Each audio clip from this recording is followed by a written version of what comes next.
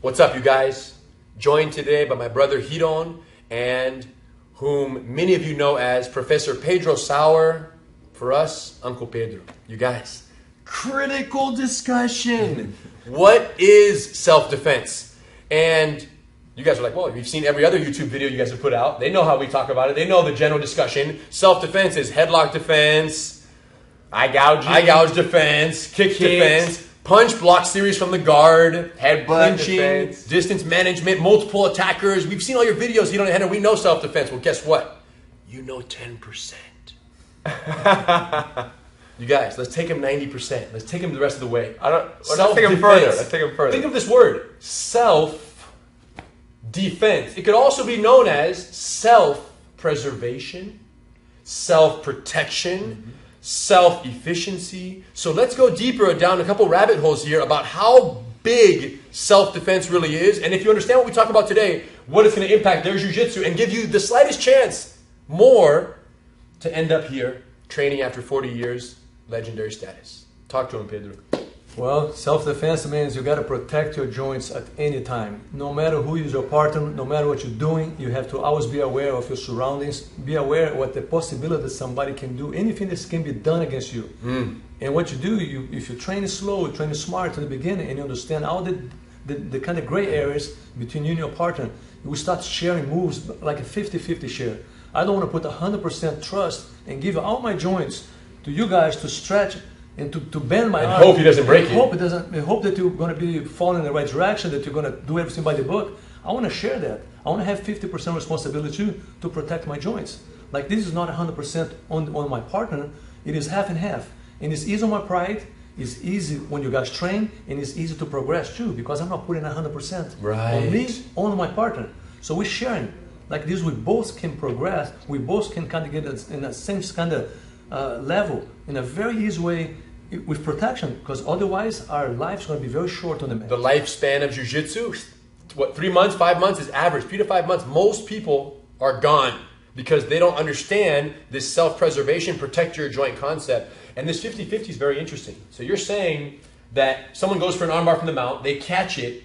50% you're hoping they will be somewhat gentle with you and respectful with your arm, but not 100% trust. Not 100% trust. 50% you're resisting a little bit and you tap right here. You don't wait till here. Nope. And you probably learned that the hard way over many years. Yep. I learned to have my arm. Who was your primary perpetrator when you were a kid? He's no longer training. That's all that matters. Well, I'll tell you what, the guy who trained the most was Rickson. He was the guy who trained the most. But Marcelo Bering was another good partner, another training partner for many years. More than 10 years we rode together pretty much every single day. And he was very tough, very kid, very skilled. And of course, everybody in the academy was a nightmare. But I discovered that most of those guys, they could not keep training for a long time. What was saying? Rickson and Marcelo could. I'm saying general students. General students. Right. The rest of the population there, where are they? They all stop. Every single stopping, every single body. I go back to Brazil. I barely see one of my partners train on the mat. Well, it makes sense. After 1 or 2 surgeries, you figure, man, this is too many surgeries. Too many, and you just cannot take it. But you kept going. And I had 12 surgeries on my body when I came to America. You got here, it was the proving phase. Fight Lance Bachelor, Mr. Utah had to fight this guy, Gracie Challenge match here in Utah to prove jiu-jitsu. But those phases are done. Thank you. Everyone believes now. That's it. Now just perpetuation and safety. Exactly. So you're trying to tell them, like, from your experience, how to avoid the screws. Exactly. Nobody needs to go to this. You don't have to have screws to get good. I don't have any screws yet. And I feel great. So tap quick, 50-50. Self-defense means when you're grappling, no strikes, no headlocks, no street consideration. You're just rolling them at your gym. Protect yourself. What Pedro's saying is self-defense means don't care so much about impressing your teacher that you're willing to let your joint go past 180. Not good. Not acceptable. Not acceptable. Protect self-defense. Defense of thy joints. Exactly. And if you do want to do a little bit hard, if you want to go a little bit hard, it's okay for you to tap first. You go ahead and tap right away, and after that you tell your partner, hey, can you please hold me again, same position. Start from there, and then play. And now I'm going to try. I'm going to try a little bit. But you know he'll go easy now, because you already gave him the tap. I already gave the tap. There's no more ego. No more ego involved. Dang, I love that trick. Tap. Hey, now let me try to get out from here while he's not ripping your arm. Exactly. Hidon. No. Self-defense. For me, self-defense starts with obviously there is the type of rolling that we do amongst friends here in the academy on the mat where I want to tap you and you want to tap me. This is very fun and this is normal. You know, we're both fighting for the submission. And so that's with an agenda of trying to submit somebody. But more recently, I have had the agenda of doing nothing in that direction. So by no means do I want to submit somebody, pass their guard, escape their side mount. I don't want to escape the mount. I don't even want to submit them when I side mount them. I want to get the side mount and just hold the side mount. And I'm thinking more of self-defense in self-efficiency, in saving my energy of my body. And the reason why is because I feel like if I side mount somebody who is a brown belt, an advanced brown belt or black belt of ours, if I tell myself, hey, you know what, I need to submit him in 30 seconds or a minute, that's a very difficult task because these guys all know how to defend very well and they've been around for a while. So I cancel that idea. And self-defense now is, let me just hold the side mount, hold the mount. Let me just smother them with body weight and control the position wherever I land. If I'm on the bottom, I control them in my guard. I hold them snug. And if I'm on top, I also hold the position. And when I'm doing this, most of the time, this puts a little pressure on them. Yes. To want to escape and move on and go somewhere else. And they might escape, or B, in an attempt to escape at the incorrect time, they are going to, in many cases, expose themselves and almost serve to me on a silver platter an opportunity, like a choke, a guillotine, a footlock, who knows. And if it isn't on the submission side of things, for example, if somebody mounts on me, my goal is not to escape. My self-defense is don't get out. Now, if it was a fight, if we were training with gloves on, then my self-defense would be not getting punched and not getting choked from the mount, for example. Different circumstance, different mindset. But if it's self-defense just grappling here amongst friends and brothers in the academy, brothers and sisters, then self-defense is, there's no striking right now. But I can be very aware of when I move and how efficient I am. Jiu-Jitsu is efficiency. So if somebody mounts me and I try to escape immediately, or I try 3 times and on the 4th I succeed, did I really apply Jiu-Jitsu? Yeah. You know, a variation. You may have, but you didn't apply self-defense on the highest a level. Variation of Jiu-Jitsu, you know, which is, it's moving further from that Jiu-Jitsu of Grandmaster Carlos and Eddie Gracie. So back to me in the bottom of the mount, I cannot submit them anymore, so the goal is to now escape. So the mindset is I don't want to escape. I just don't want to get choked, arm locked, or head locked, or any kind of submission from the mount. Right. And as they attack, my patience, they start to get impatient because I'm too tight. And then they open up their attack, and then I seize the opportunity. Does this apply when you're in someone's guard? It applies everywhere. Does it apply when you're on someo's back? It applies everywhere. Does it apply when they're on your back? Bro, everywhere. There is no, the thing is this, that there's no position. It's not my job to advance. It's the other person's job to try something and leave me an opportunity. Right. That's the definition of Jiu-Jitsu to me. And the reason why this is so valuable is because, for example, this behavior of, let's just say I, did a little takedown and I side mount somebody here in the academy in sparring. When I side mount that person, I just lay on them. Obviously, for practice reasons, if they defend and they're showing my same behavior, we can't both just lay there for 2 minutes. But that's very rare to come across somebody who just goes limp and stays still like I would. They usually try to work their escape and get off their back and create an angle. So fortunately for me, I can do more of my jiu-jitsu. But if they did do that, yes, I would attack because we want to help the person that's on defense. If I side mount Henry and he's patient, the ball is in my court, I have to attack him. Right. Now, this is so valuable because the way that I side mount people and I hold them down, whether I'm in their guard or wherever I am, I just control the position from top or bottom. That's exactly how I would suggest that you train and you fight somebody in a street fight. If I side mount somebody in the fight, I'm not thinking to punch them, headlock them, arm lock them. Matter of fact, I would suggest against arm locking them or punching them. Just hold them down. Just keep them from hurting you. And when the time is right and they exhaust, get up and walk away. And last but not least, this idea of self-defense, training this way. And I would say I train this way 75% of the time. 25, I say, you know what? I'm going to go beat him. Henner's mounting on me. I'm going to escape now. But that's not efficiency. That's not like protect, save. It's just freaking go. It's more like doing it for the sport of trying to chase each other than really trying to be the highest level of jiu-jitsu efficiency when you do that. And there's a curiosity that I have. If, for example, Henner or whoever side mounts me, somebody very advanced. Full lockdown. I want to know, can I get out of here in 30 seconds or a minute? Right. And I can do that. The position of my life that I'm in, 33 years old, 34 years old, I can get out like, whenever I want. If you like shooting firearms, you go to the range, you say, hey, I want to unload 30 rounds right now in 10 seconds. I want to waste bullets. Fascination. You're wasting bullets, but there's a certain fun to that, and you do it. But where you should be is what?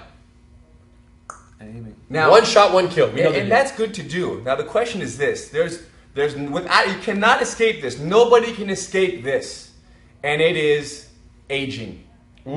Aging, and your body is aging every second. So what happens is if you train that way, it's okay. But we have to still look at the way that I'm talking about training. The idea of only moving when it makes sense, when it's most efficient, when the opportunity is given to you, not when you forced it. Now you can create it and outsmart somebody to do it, but you have to use technique and outsmart them, not your physical attributes. So what happens is because age will catch up to you. When that happens, you need something to fall back on. So you can still train. Yes. Because that machine gun does not apply when you're over 30, 40 years old. The last thing I want is for you to hit an age of 40 years old and you say, wow, I can't pass these guards anymore. So I should stop training. Yes. Who happens to everyone. And all the time. Instead, you're going to say, I don't need to pass the guard because the majority of your training anyways, you are already preparing for the day when you hit 40. And you can't force it anymore. Now the question is, why is everyone everywhere training machine gun style versus like this? Well, because what happens is this. What do we have to hear? What do we have to experience to feel good about a day at the academy? Good job. Nice job. Nice Correct. armbar. Nice submission. You got him. You got him. In most cases, you have to experience a nice sweep, a submission, something of that. You have to tap somebody out to like, you know what? It was a good day today. Yeah. Mm-hmm. Now, there's a problem with that. And the problem is that everybody's now fighting for that submission. And we're all thinking about the small battle, which is today. Me rolling against Kevin, me rolling against whoever, Brett, and these black belts and brown belts and friends of ours. But that can't be what matters most. What matters most has to be the longevity. Having jiu-jitsu in my life until I have grandchildren who are sharing the mat with me. How do we know, Grandmaster? I do. Yeah, and that's the problem. Is people put the short battle, the small battle of this roll before the long battle. So the way that I train now is me putting longevity before. I don't really mind. If somebody side mounts me and they hold me down for 3-4 minutes and the 5-minute timer goes off, great. Yeah. By no means do I feel pressure. Now here's the thing. In the schools, there's an extreme pressure. In most BJJ schools across the board, there's a clock. And then what does the coach say? If you're on the bottom, get out now. Go. Time is running and you're down by points. So because the culture of competing in jiu-jitsu is forget laying down. You don't win until you get on top. They're already educating people to be machine gun, wasting ammo, and they don't know how to shoot a gun with one shot, one kill. They never learned that because it's all machine gun. And it's because victory for people is not in protecting thyself and conserving energy and coming back the next day. Victory is in doing something that somebody put in the book or a DVD somewhere that's supposed to look good and fancy and and finish the match. It all boils down to what's praised. If the instructor praises machine guns, people are going to shoot machine guns. But if the instructor waits, and then when he sees a sniper, he goes, hey, really good job, champ. You were so patient. You waited. So for the instructors out there, it's on you to praise the behaviors that can be conducive for longevity, lifespan of jiu-jitsu. And for the students out there who have coaches who are yelling at you to spray your machine gun, you have to look up and say, Coach, and it's difficult and the instructors you gotta own it. You have to own your own journey. The instructors don't do that because they themselves were praised. They don't even know for dominating, for overcoming, dominating. Can we be their assistant coaches? Yes. Are we here to praise them? Yes. And efficiency. And we can even tell the instructors that you don't want your students in machine gun mode. Because why? Machine guns only last till they run out of ammo. You want your students to be like you and train forever, but they won't. Now, the reason why you will train forever as an instructor is because you can't go anywhere. Because 70 people, 300, however many people rely on you. It's your job, it's your life, and it's how you pay your bills. Yeah, well, so you're kind of in it. Well, also, but more than the money you're getting from it is that you look at these 100 students of yours, and if you just say, you know what, I can't take it anymore. You can't. You're all 100 of them. But each one of them is not being relied upon by another 100. So those students can leave very easily. Any moment. Exactly. So if you machine gun them as past that threshold of when they can't uphold that physical expectation anymore, they're going to quit. So self-defense means training in a way and with a mindset that allows you to stay on the mat as long as possible. Protect your joints, protect your opportunities, only take what's given to you. Self-defense, efficiency on the highest level. Now, Pedro has an amazing illustration of how to use strength while rolling. He showed it to me in private. I said, man, will you show it to the public? Because I've never seen this before. And it's really just a simple visual of how to use strength. Because we have strength and we have to use it. It takes strength to walk, to talk, to laugh, to jump.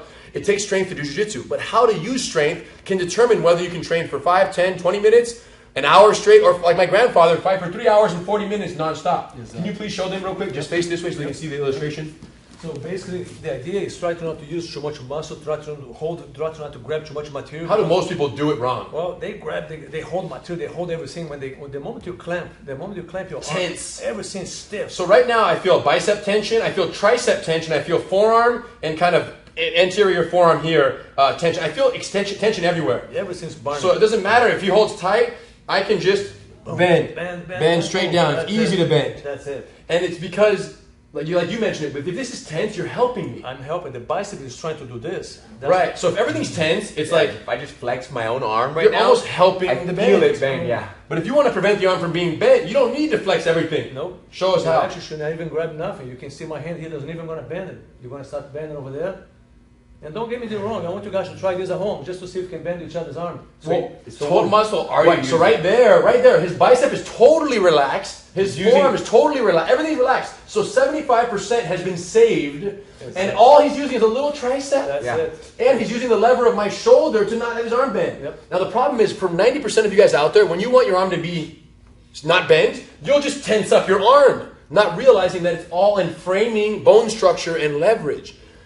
Unbelievable. Yeah. Bone structure, body positioning. These are the kind of things that allow you to fight somebody for an hour. Right. An hour and a half. Like, this is what, when people say, like, yeah, I don't want to do a 20-minute match or a fight. It's too long, or, oh, please, let's do 5-minute rounds. It's because of the idea that they're going to be exhausted. Machine gun can't last for an hour. But this type of knowledge, this type of understanding allows you to say, oh, you want to roll for 30 minutes? No problem. Because you know that you have these techniques to fall back on. Right. And be efficient. Yep, and you can play, and that's how Grandma Marcelo Grace fought for 3 hours and 40, 3 hours and 45. Tense the whole time. You cannot tense enough. And in the school, you have to always think about when you train that, and you start grabbing and relying too much on material. You just burn yourself. You're getting yourself weaker, and you're not using body structure. You're not using body anatomy at all. Right. You're just using a pure muscle, and all your blood that you have in your body start to feel all the muscles. Every single muscle that you have in your blood, they all filled, and pretty soon you start not thinking very well. You don't have enough blood. The blood leaves the brain. So that's the worst. What I'm thinking now, my final wrap up is what aspect of self-defense is most neglected?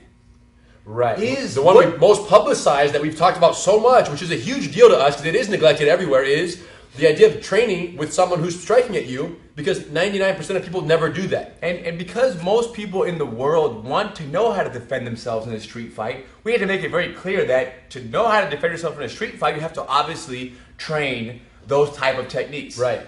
And now I think about, like, that is the most, I guess, sought out. Yeah. The most sought out is I don't want to get beat up. Right. And I want to protect myself and my family to be safe. But the most, I guess, important is not that one. Because the chance of you, I guess the most important to bring you in, know that we can teach you to self-defense, it is that one. But the most important, I see what you're saying, though, because we want to keep people doing jiu-jitsu and the martial arts and being healthy and more positive people and just better people for the world. You want to keep them in the academy. I get it. So we cannot, like, the most important aspect of self-defense is not the street fight aspect. It's the protect yourself, your body, protect your efficiency, and just move when it's possible, do what you can, not what you want attitude in sparring. Right. Because that will allow you to enjoy the art for a lifetime and therefore be a healthier, just more well-rounded person. Great point. So when I see students of mine, sometimes they don't want to do the classes that involve the gloves. Like, it's okay, that's minor. You know, they've done a good amount of it for 2-3 years, but they still come and train twice a week on other days, and they're very much, they don't do too much, they just kind of lay down and don't move. And obviously the world, the world of social media and just the media in general is pulling people away from this jiu-jitsu, which I almost want to call it very boring. Like, the more boring your jiu-jitsu looks, the more impressive it is in my scale.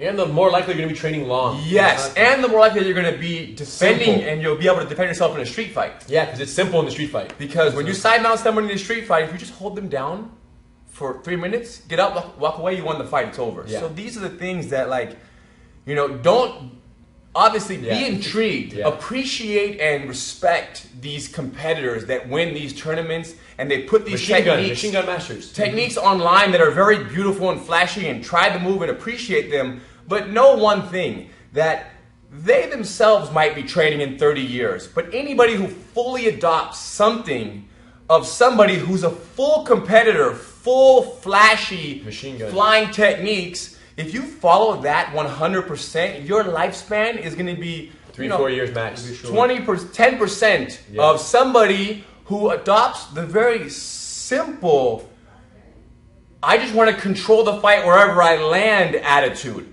The Edu Gracie attitude, right? If my grandfather was here right now and I'm side mounting him, he would not say, or he would not begin to work an escape for the first minute, 2 minutes, 3 minutes. He would look at me and say, hey, the ball's in your court. Pressure's on you. But that doesn't exist. The ball is always in the bottom, I'm sorry, not always. The ball is in the bottom person's court 90% of the time when we're talking about these people who are doing jiu-jitsu that is so flashy compared to the jiu-jitsu that is so simple. So you were saying self-defense to street fight and punch protection is neglected everywhere. Equally neglected, if not more neglected, is this. Now what you said is, if you put them on a scale side by side, which one is a bigger concern for you? You're saying a bigger concern is self-defense like this, because even if you become proficient at protecting against punches, if you don't train and defend yourself on the mat the way they're talking about, you won't even be training long enough to benefit from jiu-jitsu for many, many generations. And obviously, so you're not defending yourself against yourself, leaving jiu-jitsu by not having this mindset. And one of the most important aspects of defending against punches is knowing that you just need to not move. Just be still and watch the punch. Often when you want to get out is when you're most exposed to the punches. So I guess learning how to defend against punches, it embodies what I'm talking about. But it makes sense that over time, people, like, I've done a good years of this type of training with striking and surviving, but now I just want to roll a lot.